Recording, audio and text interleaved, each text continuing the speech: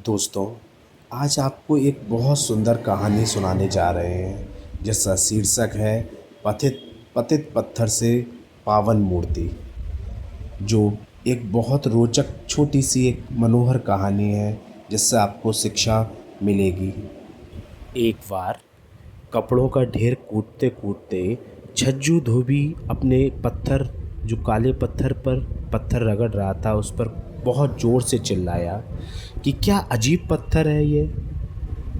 सालों से मेरे पूर्वज और फिर मैं इस पर प्रतिदिन ढेरों कपड़े कूटते आ रहे हैं, पर यह फिर भी काला का काला ही है, जरा भी सफ़ेद नहीं होता।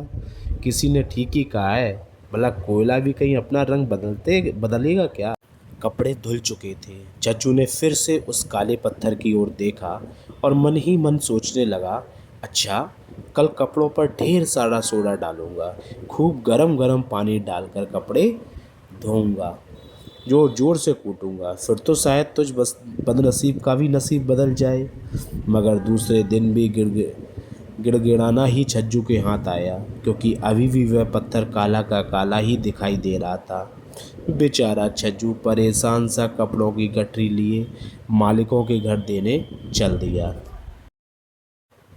सेठ दयाराम जी के घर आज देश के सम्मानित शिल्पी हेमंत राज आए हुए थे। परेशान सा छज्जू कपड़ों की गठरी ले दयाराम जी के घर पहुंचा। दयाराम जी ने उसके चेहरे के भाव को पढ़ते हुए पूछा, क्यों भाई छज्जू, आज तुम काफ़ी परेशान दिखाई दे रहे हो, क्या बात है। परेशान दिल का हाल पूछे जाने पर छज्जू फूट पड़ा, क्या बताऊं सेठ जी, रोज़ गर्मा गर्म पानी में ढेर सारा सोडा डालकर खूब देरी तक उस पत्थर पर कपड़े कूटता हूँ, पर फिर भी वह गडरिया काला का काला ही है। मैं ही नहीं बल्कि मेरा पूरा खानदान उस पर कपड़े कूटता आ रहा है, पर बदनसीब उस काले पत्थर का अभी तक रंग काला ही काला है। छज्जू के मुंह फुलाने पर सेठ जी को हंसी आ गई, परंतु शिल्पी राज उसकी बातों को बहुत ध्यान से सुन रहे थे। दूसरे दिन सवेरे जब छज्जू अपने कपड़े को सुखाने जा रहा था, तो देखा कि स्वयं शिल्पी राज उसकी तरफ आ रहे हैं। शिल्पी राज पास आकर बड़े प्यार से बोले, छज्जू, क्या तू मुझे अपना यह काला पत्थर देगा? उसके बदले जो मांगेगा मैं दे दूंगा।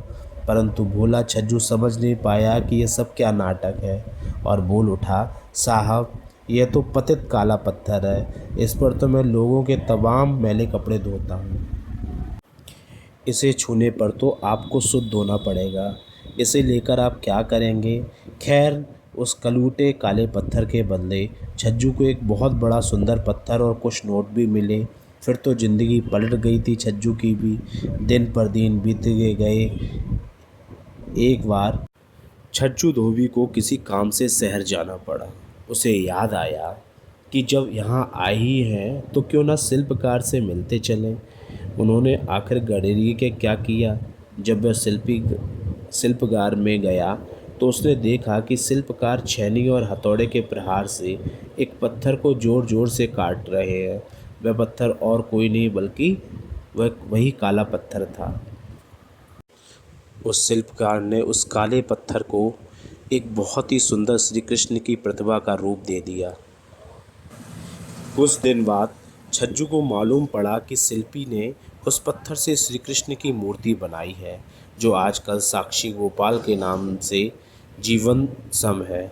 आज उस मंदिर में मूर्ति प्रतिष्ठा समारोह था, जिसमें छज्जू भी आया था। उसका आनंदित मन किसी असीम आकाश को छू रहा था। उस साधारण से पत्थर से बनाई गई पूजनीय देवता श्री कृष्ण की मूर्ति पर सभी लोग अपनी अपनी भेंट चढ़ाए जा रहे थे। लेकिन सच तो यह है कि वह कुशल शिल्पी के हाथ लगने पर ही वह पतित काला पत्थर भी देवता बन गया, जिसे छूने मात्र से लोग अपने को पतित समझते थे। आज वो काला पत्थर पतित पावन बन गया।